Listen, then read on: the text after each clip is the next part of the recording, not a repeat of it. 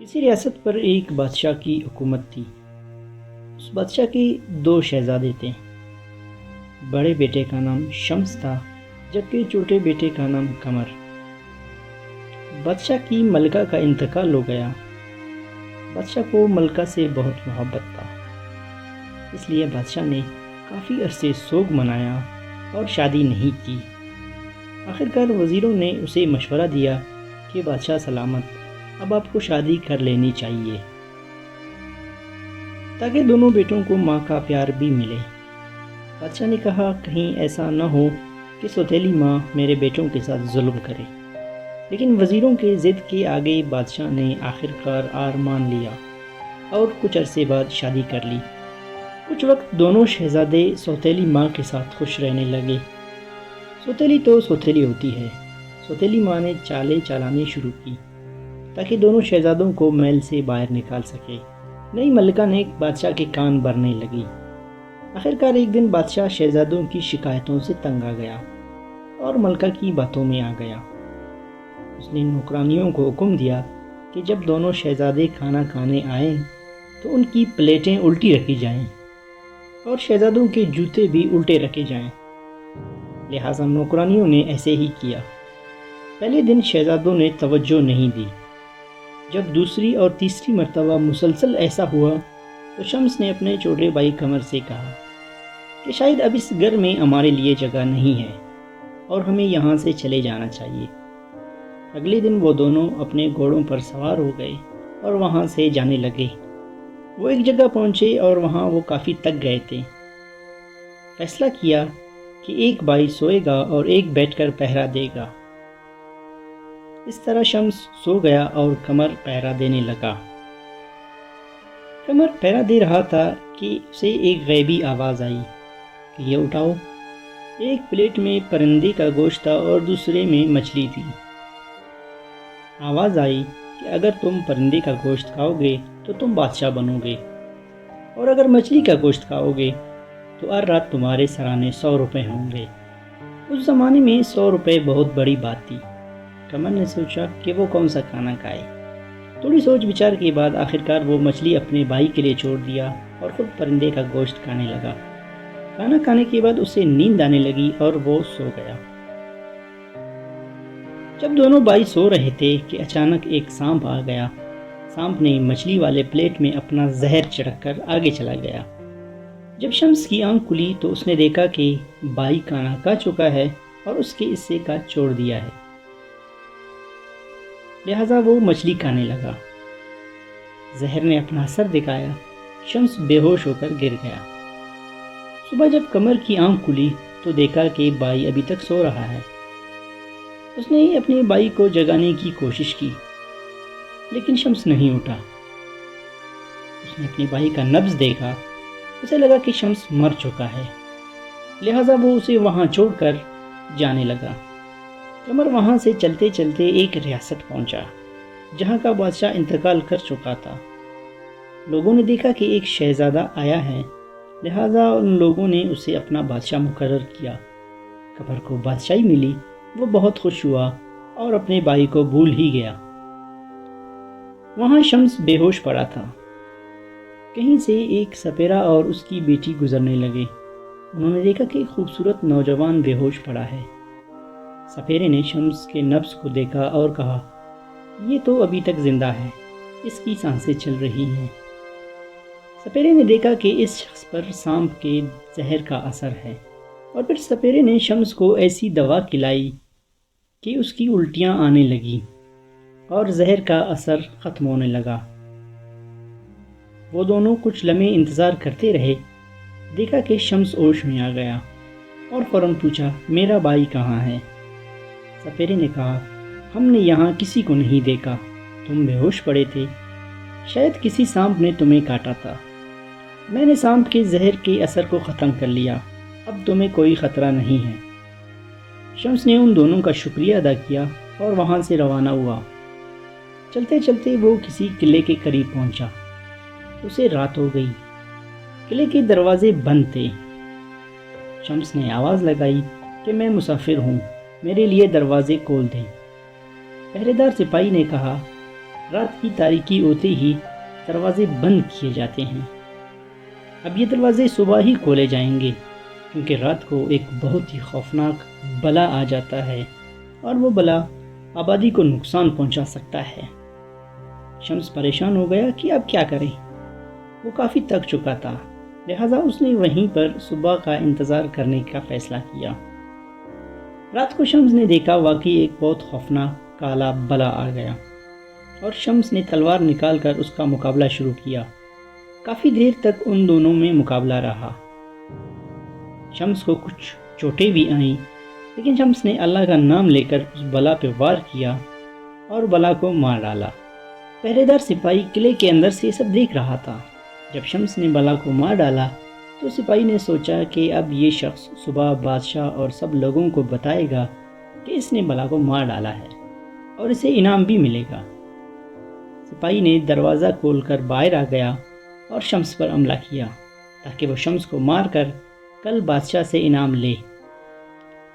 شمس چونکہ کافی تھک بھی چکا تھا اور زخمی بھی تھا، اس حملے سے بے خبر تھا۔ سپاہی کے حملے کا زیادہ دیر تک مقابلہ نہیں کر سکا۔ سپاہی نے شمس پر تلوار کے کئی وار کیے۔ شمس بے ہوش ہو گیا۔ سپاہی کو لگا شمس مر چکا ہے۔ اس نے شمس کو ایک بوری میں بند کر کے پھینک دیا اور اگلی صبح یہ مشہور کر دیا کہ اس نے رات کو آنے والے بلا کو مار ڈالا ہے۔ اس کی بہادری کے بدلے اسے انعام دیا گیا اور بادشاہ نے اسے اپنا خاص مشیر مقرر کیا۔ اگلی صبح جب محل میں کچرا چننے والا ایک شخص محل کے اس حصے میں گیا، اس نے وہاں ایک بوری دیکھا۔ اس شخص نے بوری کا منہ کھولا، یہ دیکھا کہ ایک نوجوان بری طرح زخمی ہے اور اس بوری میں بند ہے۔ اس شخص نے اس نوجوان کو اپنے گھر لے گیا، جہاں اس نے شمس کا علاج شروع کیا۔ اس شخص نے دیکھا کہ نوجوان کے سرانے ہر رات 100 روپے رکھے ہوتے ہیں، لہٰذا اس نے اب مزید بہتر طریقے سے علاج کروانا شروع کیا۔ شمس بھی صحت مند ہونے لگا اور پھر چند مہینوں بعد وہ بالکل صحت مند ہو گیا۔ اس غریب آدمی نے شمس کو اپنا بیٹا بنا لیا۔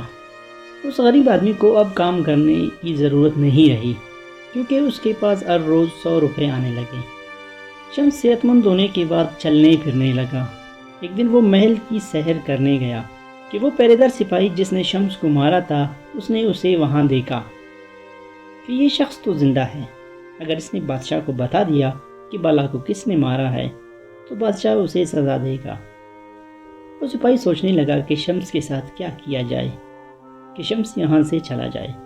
کچھ دن بعد ایک بڑا تاجر اس ملک میں آ گیا۔ وہ تاجر ہر سال وہاں آتا تھا اور ہر سال اس ملک سے نوجوان مزدور خرید کر لے جاتا تھا۔ اس سپاہی نے اس سال تاجر کو بہت پیسے دیے اور کہا اس کچرا چننے والے کے بیٹے کو خرید کر لے جاؤ۔ لہٰذا تاجر نے بادشاہ سے درخواست کی کہ مجھے یہ نوجوان چاہیے۔ بادشاہ کے سپاہی شمس کو پکڑ کر تاجر کے حوالے کیا۔ تاجر شمس کو لے گیا۔ وہ تاجر ہر سال تجارت کے لیے سمندر پار جاتا تھا۔ کشتی میں سفر سے پہلے وہ کسی ملازم کو ذبح کر دیتا تھا۔ اس بار جب وہ تاجر شمس کو ذبح کرنے لگا تو شمس نے اسے بتایا کہ مجھے ذبح کرنے کی ضرورت نہیں، میں تمہیں یہ کشتی پار کرا دوں گا۔ اگر میں ایسا نہیں کر سکا تو بے شک مجھے ذبح کر دو۔ لہٰذا شمس نے اللہ کا نام لیا اور وہ کشتی چلانے لگے۔ اس طرح انہوں نے کشتی دریا کے پار کرا لیا۔ تاجر اس سے بہت خوش ہوا اور اس نے اسے اپنا بیٹا بنا لیا۔ اب تاجر جہاں جاتا شمس اس کے ساتھ ہوتے، لیکن شمس پھر بھی ہمیشہ اداس رہتا۔ اسے اپنا بھائی اکثر یاد آتا تھا۔ ایک دن وہ جنگل میں بیٹھے تھے کہ رونے لگے۔ اس کی آنکھوں سے نکلنے والے آنسو ایک نہایت خوبصورت موتی بن گئے۔ شمس وہ موتی اٹھا کر تاجر کو دے دیا۔ تاجر بہت خوش ہوا۔ تاجر کو اندازہ تھا کہ یہ بہت قیمتی موتی ہے۔ اس نے وہ موتی بادشاہ کو فروخت کر دیا۔ بادشاہ کو بھی وہ موتی بہت پسند آیا۔ بادشاہ نے موتی اپنی اکلوتی شہزادی کو تحفے میں دے دیا۔ شہزادی نے موتی اپنے پاس رکھا۔ ایک دن ایک نوکرانی نے شہزادی سے کہا، اگر آپ کے پاس ایک اور ایسا موتی ہو تو کیا بات ہے؟ یہ سن کر شہزادی نے اپنے باپ سے ضد کی کہ اسے ایک اور ایسا ہی موتی چاہیے۔ لہٰذا بادشاہ نے تاجر سے کہا میرے لیے ایک اور ایسا موتی تلاش کرو۔ تاجر پریشان ہو گیا۔ اس نے شمس سے کہا اور پھر شمس نے کہا پریشان ہونے کی ضرورت نہیں۔ شمس نے ایک بار پھر اپنے ماں باپ اور بھائی کو یاد کیا اور غمگین ہو گیا۔ اس کے آنکھوں سے آنسو نکلنے لگے اور پھر وہ آنسو موتی بن گئے۔ شمس نے وہ موتی اٹھا کر تاجر کو دے دیا۔ تاجر نے دوبارہ وہ موتی بادشاہ کو زیادہ قیمت میں فروخت کر دی۔ بادشاہ نے وہ موتی شہزادی کو دے دیا۔ نوکرانی نے دیکھا کہ شہزادی کے پاس 2 موتی ہو گئے ہیں، تو اس نے شہزادی سے کہا اگر میں بادشاہ کی اکلوتی بیٹی ہوتی تو میں اس طرح کی موتی سے ہار بنوا لیتی۔ شہزادی نے ایک بار پھر بادشاہ سے ضد کی کہ اسے اس موتی کا ایک ہار چاہیے۔ لہذا بادشاہ نے تاجر کو پوری بات بتائی۔ تاجر نے کچھ وقت مانگا اور پھر شمس سے کہا۔ اس طرح شمس پوری رات غمگین روتا رہا اور اس کی آنکھوں سے آنسو نکلتے رہے اور موتی بنتے گئے۔ اگلے دن اس نے ان موتیوں کا ایک ہار بنا کر تاجر کو دے دیا اور وہ ہار شہزادی تک پہنچ گئی۔ جب شہزادی نے ہار پہن لیا تو نوکرانی نے کہا ماشاءاللہ بہت خوبصورت۔ پھر اس نے کہا اگر میں تمہاری جگہ ہوتی تو اس موتی والے شخص سے شادی کر لیتی جس نے یہ ہار بنایا ہے۔ پھر شہزادی نے بادشاہ سے یہ ضد کی کہ اب میری اس شخص سے شادی کروا دیں۔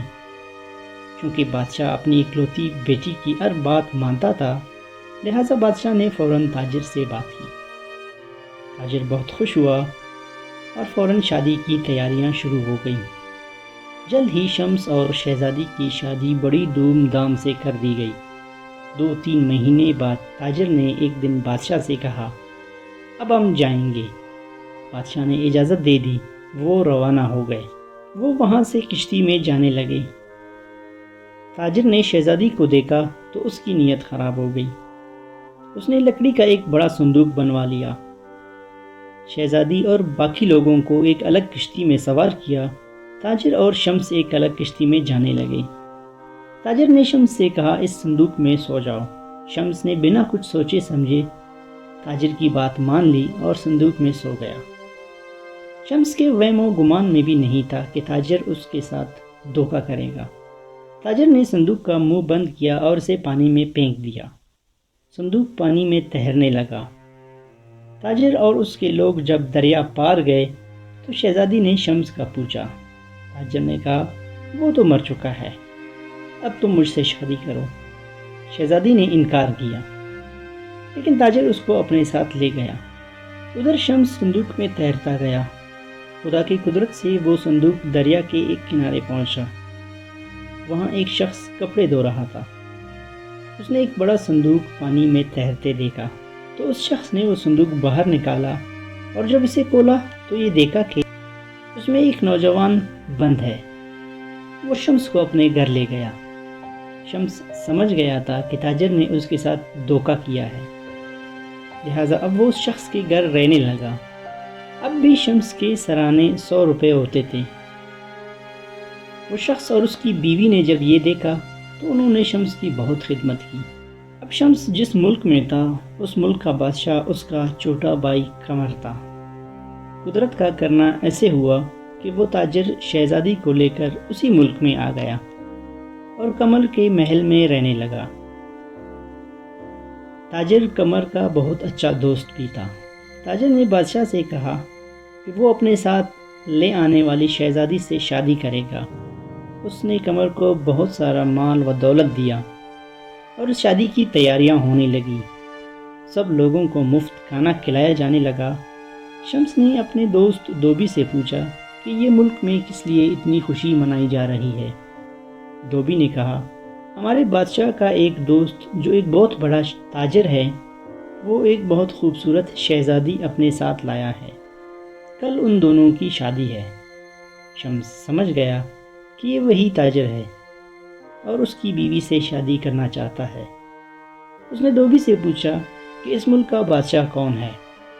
دھوبی نے شمس کو بتایا کہ اس ملک کی بادشاہ کا نام قمر ہے۔ شمس کو بہت خوشی ہوئی کہ اس کا بھائی اس ملک کا بادشاہ ہے۔ دھوبی نے شمس کو بتایا کہ آج نکاح سے پہلے بادشاہ اور اس کے سب خاص دوست بیٹھ کر محفل کریں گے۔ اور بادشاہ کو پرانے قصے بتانے والے لوگ بہت پسند ہے۔ شمس نے بتایا کہ ہم بھی اس محفل میں جائیں گے۔ شمس نے دھوبی کو بتایا کہ جب ہم بادشاہ کی محفل میں ہوں گے تو تم یہ کہنا کہ بادشاہ سلامت، کیا اس محفل میں کوئی ایسا شخص ہے جو شمس و قمر کا قصہ بتائے؟ دھوبی نے کہا ایسا نہ ہو کہ بادشاہ ناراض ہو جائے۔ شمس نے کہا تمہیں یہ ضرور کہنا ہے، اگر تم یہ نہیں کہو گے تو میرے اور تمہارے راستے جدا جدا ہیں۔ دھوبی نے سوچا کہ اگر شمس چلا گیا تو اس کے ہر روز کے 100 روپے بھی جائیں گے۔ شمس نے یہ بھی بتایا کہ وہ لڑکیوں کے کپڑے پہن کر محفل میں جائے گا، اور اگر بادشاہ پوچھے کہ شمس و قمر کا قصہ کون کرے گا تو اس نے دھوبی سے کہا یہ کہنا کہ وہ قصہ میری بیٹی کرے گی۔ لہٰذا وہ دونوں محفل میں گئے۔ محفل میں مختلف لوگ قصے سناتے رہے۔